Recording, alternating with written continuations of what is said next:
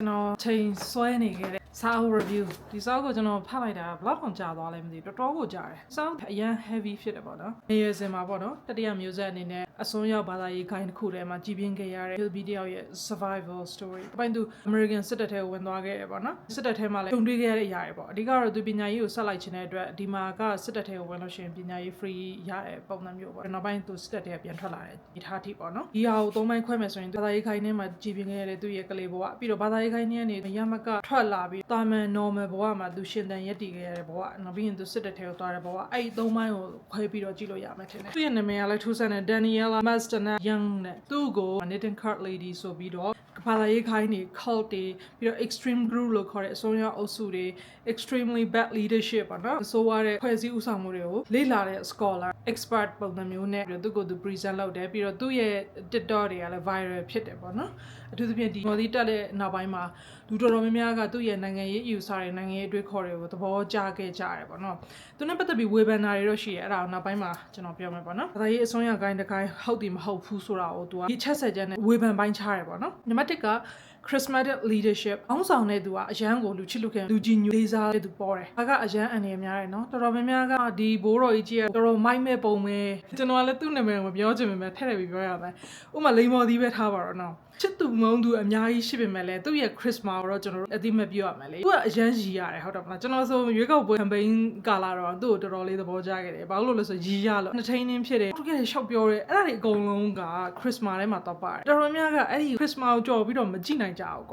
The Christmas or a young go any mia, Lucy look at Yamia, Ginu Lisa, Kayare, Gons on the Yago, Weban, Lucian, Weban Edu, Ludica, Piambiro, Gentown Jarabo, no? Boko, Suelubio, Swery, Yamia, Dora, Kama, Mandia, Mamina, Jaro, right? Or on a minute, check out while you shift. That bring you enter the secret ascension. Nangi by Saya Pisse, but I by Saya Pisse. Eddie, you are as well. I'll go jaya be. Oh, yeah, loga amiandi. Maduro. Namadon Chaga transcendent mission, Soraga. Go ye mission the Luloga it at Talone. The Luri Alon had Talone. He meant a banana cook. I meant a banana kushi. I kaini mali. Namalega self sacrifice of members. Members diga kukuku. The Poesipa Matasashi Jam Piabolo drop a piece. The Poesio, Balau Yongi Agole, Balau Lazales or Piabo drop a piece. Coco, Sari, Ojak Yarku, go the Boja, go a now ye tabo, the Poesio, Tasashi, Piabolo, the Inamago Quashin Yaram Yobona, South Pimbana. It limits access to outside war. Sora, Pimbagabago, Subway Nime, Nilandio, and that her. Idiari, Pipi, Saudi, abound in the work by Sayama, the Pimbagaban, Subway, Nilandio, through a limit of her. Lemon Chauga, distinguishable vernacular Soraga, the Poesima, don't know, Bazazaka, Didan Shire. Uma, Seta solution, set down Zagashi, or Padaye Poesima solution, through Dona Zagalonia, a being needed to what only Zagaloni never do. Through a dono, a call war, Dona Bazazakari, Magaban. Do when a didn't she needed ever no? Your Nemakonga as fast as the mentality Soraga, the running out of Madu, Ropega that Janetri Golnoa, Jandurinha appearing the same woman can as a Hamiribona. Nemeshika exploits members, slavers, or the Apawini, Lo Ago, and yet totally she. Upama Sapari Saikaina by Pipi, a comedy, Lo Abi Kaina, no. Nemagoga high entrance and exit cost Soraga, Wimbole, Kade, Topole, Kade. Try let your big hand, when let cuckoo, Jin no? The matter say,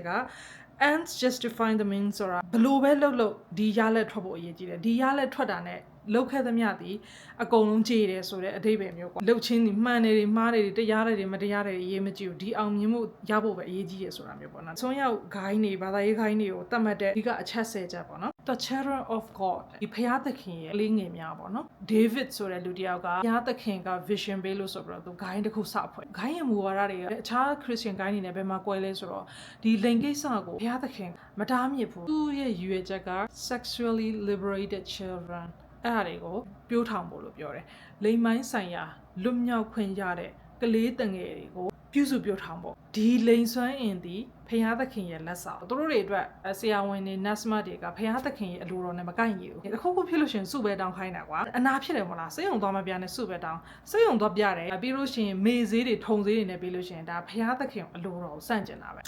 You are a general in a city Kaisirabona, Dilumio, a Jamari, Biora, general, energy drains it. I'll review a Biogen, but I'm a Biolem if you didn't attend a Jamari, but not be a general Biogena, Akusuenda, you married Roman and Yama, ဘာသာရေးဘောင်းဆောင်ဂိုင်းဘောင်းဆောင်တွေ့လိမ့်မယ်နိုင်ငံခြားတွေကိုဘာသာမဲ့တွေကြီးမှတ်မနေနဲ့ဟိုကအရန်ကို weak ဖြစ်ကိုကအရန်ကို depression ဝင်တာပဲဖြစ်မှာအဲ့လိုမျိုးကိုတွေက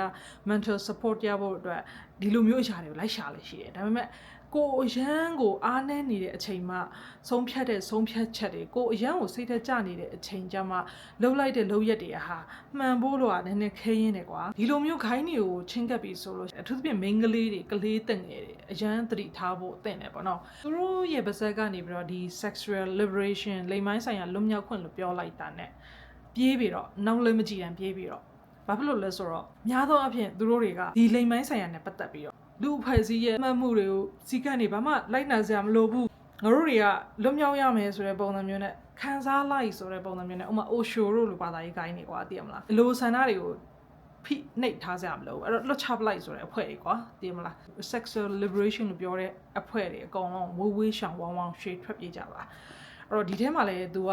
David ကအဲ့လိုမျိုးနဲ့စပြီးတော့ဖွဲ့တော့သူတို့ရဲ့အဓိကရွေးချက်ဒီဘုရားသခင်ပြန်လာတော့မယ်ကဘာကြီးပြီးဆုံးတော့မယ်အဲ့တော့ဘုရားသခင်ရဲ့ရှေ့တန်းကနေပြီးတော့တိုက်စစ်တီတွေသူတို့လူတွေကိုခရစ်တော်မှာယုံကြည်ကိုးစားလာအောင်ပြောမယ်ပြီးလို့ရှိရင်သူတို့တီလည်းဘုရားသခင်ရဲ့ပြောတဲ့စကားအတိုင်းတသွေးမတိန်လိုက်နာကြံ့ပြီးတော့ဘုရားသခင်ကိုစောင့်မယ်ဘုရားသခင်လာတဲ့ခါမှာဘုရားသခင်နဲ့အတူတူသူ့ရဲ့ kingdom ကိုလိုက်သွားမယ်ဆိုတဲ့ယုံကြည်မှုရည်ရမှုလူတွေရဲ့စိတ်ကို fear နဲ့အရင်ဆွတ်ဆောင်လိုက်တယ်ပေါ့နော်ဒန်နီယလာရဲ့ဖိုးကဒီဂိုင်းမှာစပြီးတော့ပါဝင်ခဲ့တယ်ပြီးလို့ရှိရင်သူ့အမေပြီးလို့ရှိရင်သူအဲ့တော့သူ့အမေဆိုလို့ရှိရင်ဒီခရစ်ယာန်ဂိုင်းတွေမှာကျွန်တော်အရင်တော့မသိခဲ့ဘူးသူကမိန်းကလေးတွေရဲ့အခန်းကဏ္ဍပေါ့နော်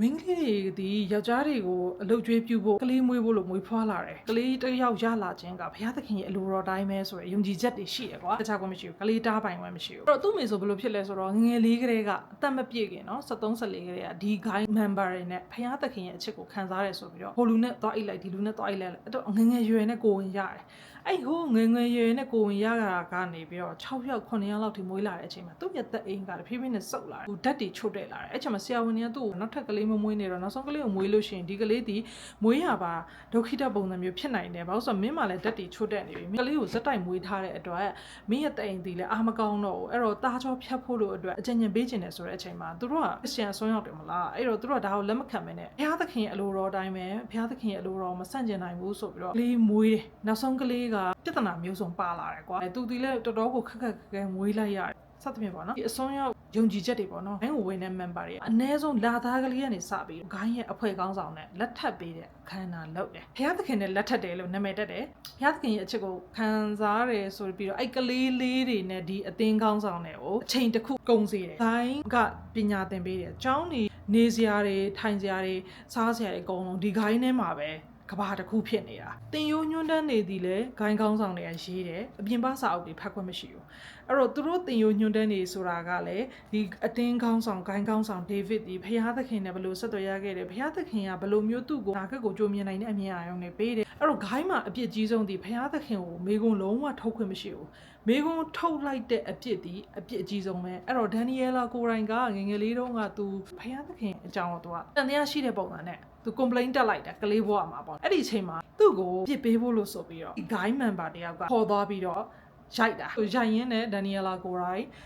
လိမ်မိုင်းဆိုင်ရာစော်ကားခံလိုက်ရတယ်ကလေးပဲရှိသေးတယ်နော်အဲ့တော့ဒီ Christian guy နေမှာကဒီဟာကပြဿနာတော်တော်ကြီးကြီးတစ်ခုဖြစ်တယ်အချို့တွေဆိုလို့ရှိရင်ဒီ missionary လို့ပြောပြီးတော့ဒီဖွံ့ဖြိုးဆဲနိုင်ငံစင်ရဲတဲ့နိုင်ငံတွေမှာခရီးယန်ကျောင်းတွေဖွင့်တယ်ပြီးတော့ဒီကလေးတွေကိုလိမ်မိုင်းဆိုင်ရာကျူးလွန်တယ်လိမ်မိုင်းဆိုင်ရာကျူးလွန်ခံရဖို့လို့အတွက်လူကုန်ကူးတယ်စသဖြင့်အဲ့လိုမျိုးအကြောင်းအရာတွေလည်းအများကြီးပဲကျွန်တော်ဒါတွေကဒီနောက်ပိုင်းမှာသိလာသူကိုယ်တိုင်ကလေးဘဝတော့အစောကားခံလိုက်ရတယ်သူ့အမေဒီလည်းတကယ်တော့ဆက်ကြောသက်အရွယ်ကလေးအစောကားခံလိုက်ရတယ်ဒါပေမဲ့ဒါကိုစောကားမြင်သူတို့မသိဘူးသူတို့အနေနဲ့ကျတော့ဒါဘုရားသခင်ရဲ့ချစ်ချင်းမေတ္တာပဲခရစ်ယာန်ကျောင်းမှာတင်တဲ့ဦးလေးကြီးတွေရဲ့ဒီလိမ်မိုင်းဆိုင်ရာစော်ကားတာတွေမျက်ထုတ်တာတွေသူခံခဲ့ရအကြီးပြင်းလာတယ်ပေါ့နော်ပြီးပြီးသူ့အသက်နည်းနည်းလေးဆက်ကြောသက်လောက်အရွယ်ရောက်တဲ့အချိန်မှာဂိုင်းရဲ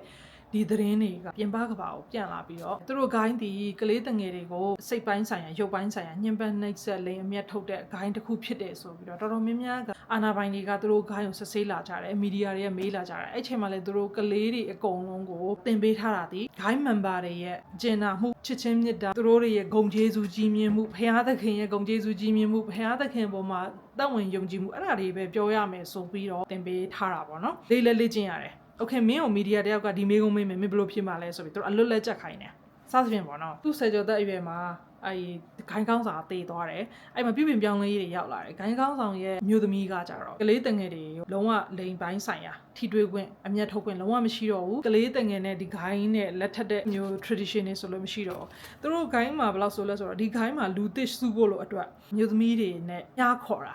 ပြည့်တစားလောက်ခိုင်းတယ်အမျိုးသားတွေနဲ့လိုက်ပြီးအိတ်ခိုင်းတယ်အိတ်ခိုင်းပြီးတော့ဒီအမျိုးသားတွေကိုဒီခိုင်းထဲကိုဝင်လာဖို့လို့အတွက်ဆွဲခိုင်းတယ်ပေါ့နော်အဲ့လိုမျိုးနဲ့ရောက်လာတဲ့အမျိုးသားတွေလည်းအများကြီးပဲပတ်စံကိုရှာရတယ်ရှာပြီးတော့အဲ့ခိုင်းကိုပတ်စံပေးရတယ်ခိုင်းအတွက်အခမဲ့လှော်အားတွေပေးရတယ်ဒီကလေးတွေအုံနောက်ထဲကိုဘာရိုက်သွင်းမယ်ဆိုတာတွေကိုသူတို့အသေးစိတ်ပေါ့နော်ပြင်ပမီဒီယာပြင်ပလူမျိုးတွေနဲ့လည်းဘာမှထိတွေ့ဆက်ဆံအောင်ဝေးမထားတဲ့အတွက်ဒီကလေးတွေကိုသူတို့စိတ်ကြိုက်သက်သွင်းလို့ရနေတာပေါ့နော်ဒန်နီယလာကလည်းပုံကန်တက်ဆအရွယ်ရောက်လာပြီပေါ့နော်ခိုင်းနေပြီးသူထွက်လာပြီးအမေရိကကိုရောက်လာတယ်တကယ်တော့သူအမေရိကန်လူမျိုးပါပဲဒါပေမဲ့ဂိုင်းကိုဝင်လိုက်ကြတယ်သူတို့ကနိုင်ငံတကာကိုရှောက်သွားနေရတယ်အဲ့ဒီဂိုင်းကလည်းနိုင်ငံတကာမှာ commune တွေရှိတာပေါ့နော် commune လို့ခေါ်တာပေါ့အဖွဲ့အစည်းတွေနေတဲ့အဆောက်အဦတွေသူထွက်လာပြီးတော့သူအမေရိကန်ကျောင်းမှာစပြီးတော့တင်တဲ့အချိန်မှာသူအံ့ဩသွားတာကအမေရိကန်ကျောင်းတွေကကြတော့ဂိုင်းရဲ့တင်ကျောင်းမှုနဲ့ပြောင်းပြန်ဖြစ်နေတယ်ပေါ့နော်ဂိုင်းမှာကလုံးဝမေကုံမထုတ်ရဘူးနဲ့ပြင်ပစာအုပ်တွေလုံးဝမကြည့်ရဘူးဒါပေမဲ့အမေရိကန်ကျောင်းတွေကကြတော့မေကုံထုတ်ဖို့ကအားပေးတယ်တက်နိုင်သမျှများသမျှများအောင် resource တွေကိုလေ့လာခိုင်းတယ်။ညာညင်းခိုင်းတယ်အဲ့လိုမျိုးပေါ့နော်။အရန်အံ့ဩခဲ့တယ်။ तू ပျော်လဲပျော်ခဲ့တယ်။ तू ပညာရေးမှာတော်တယ်ကွာ။အဲ့ကြတော့အမှတ်ကောင်းတယ်။ဒါပေမဲ့နောက်ပိုင်းကျတော့ तू တက္ကသိုလ်တက်ဖို့လို့အတွက်ဆိုပြီးတော့ American စစ်တပ်ကို join လိုက်တယ်ပေါ့နော်။ David နဲ့ Children of God ဂိုင်းဖွဲ့တည်ကဘာကတည်တဲ့ဒီကလေးတငယ်လေးအမျက်ထုတ်တဲ့ဂိုင်းအဖြစ်ဖော်ထုတ်ခံရပြီးတော့ဂိုင်းကလုံးဝပြိုကွဲသွားတယ်ပေါ့နော်အဲ့တော့သူ American စစ်တပ်ထဲဝင်တဲ့အခါမှာလဲကြားမခွဲခြားမှုတွေကိုသူတွေးရတယ်ဒီကအင်ကြီးတွေလားအဲ့ဒါတွေကအမျိုးသမီးနဲ့ဘလို့မှမကိုက်ညီတဲ့ခါကျသူပြောတဲ့ခါကျတော့ကိုက်ညီလ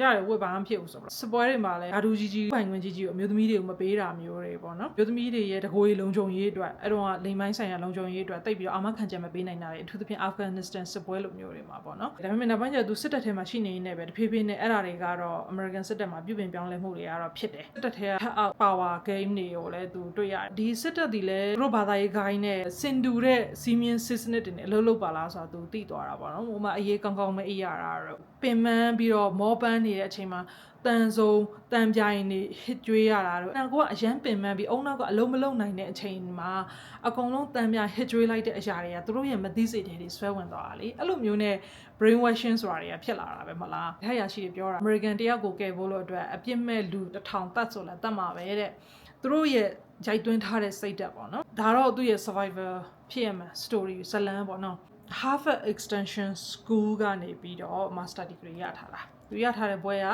Industrial and Organizational Psychology လောလောဆယ် Maryland မှာနေနေတယ်စာအုပ်ကတော့ဒါပဲစာအုပ်ကိုဖတ်ပြီးတော့ကျွန်တော်ကဘာတွေပြောချင်လဲဆိုတော့အရေးအားလုံးအကျုံးဝင်တယ်မြန်မာနိုင်ငံဗုဒ္ဓဘာသာဖွဲ့စည်းမှာလည်းဒီလိမ်မိုင်းဆိုင်ရာထိခိုက်စော်ကားမှုတွေဘယ်လောက်တောင်ရှိလဲဆိုတော့ကျွန်တော်တို့မသိနိုင်ဘူးဟိုတယ်လောကတောင်မှာ TikTok မှာတွေးလိုက်ပါသေးတယ်သူတို့ထိုင်းကောင်လေးမသိဘူးသူတို့ဖုန်ကြီးတော်ဝတ်တယ်ဖုန်ကြီးတော်ဝတ်တဲ့အချိန်မှာဖုန်ကြီးကသူတို့ကိုဒီတင်မားတွေကင်တာတွေပါတယ်ပေါ့နော်မျိုးမျိုးထိကပားကြီးကပြောတာတွေစမ်းတာတွေပေါ့နော်အဲ့လိုမျိုးတွေကြုံတွေ့ခဲ့ရတယ်ဆိုတာလူကြီးတွေနော်အဲ့တော့ကလေးတွေဆိုရင်ဘယ်လိုနေမလဲပေါ့နော်ကျွန်တော်မကြိုက်တာတွေက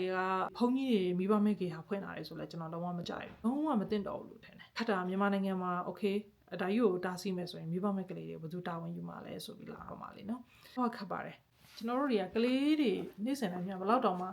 ှလိမ်ပိုင်းဆိုင်ရာစိတ်ပိုင်းဆိုင်ရာရုပ်ပိုင်းဆိုင်ရာညှဉ်းမျက်ထုတ်ခံနေရလဲဆိုတော့ကျွန်တော်တို့မသိနိုင်ဒီမှာ America မှာဖြစ်တဲ့ကိစ္စတွေဆိုတော့ဒါတွေပဲ Epstein list ဆိုတာလူကုန်ထမ်းနေကြမှာဖြစ်တဲ့ဟာတွေပေါ့နော်သူတို့ကကျတော့ဒီကလေးတွေကိုလူကုန်ကူးတာပေါ့သူကတော့ဆင်းရဲတဲ့နိုင်ငံတွေဖွံ့ဖြိုးဆဲနိုင်ငံတွေအဓိက target ဖြစ်ခံရတာပါပဲအဲ့ဒါကြီးအတွက်လည်းကျွန်တော်မြန်မာနိုင်ငံကိုရန်စိတ်ပူတယ်ဖွံ့ဖြိုးတိုးတက်မှုနှောင့်နေတဲ့နေရာတွေမှာရှိတဲ့ဘာသာရေးဖွဲ့စည်းတွေပေါ့နော်အဲ့ဒီဘာသာရေးဖွဲ့စည်းတွေဆိုလဲကျွန်တော်တို့ကကြီးကြပ်နိုင်မှုဆိုရင်လူတွေကကြတော့အရန်ရိုးလုံးအလုံးနဲ့မလားအဲ့တော့သူတို့အမျက်ထုတ်လို့ထုတ်နေမြန်လည်းမသိဘူးကိုကလေးကမေမေဖုန်းကြီးကသမီးကိုဒီလိုလုပ်လိုက်တယ်ဒါမှမဟုတ်မေမေတင်းအောင်ဆရာကြီးကတားကိုဒီလိုလုပ်လိုက်တယ်ဆိုရင်ဒါမှ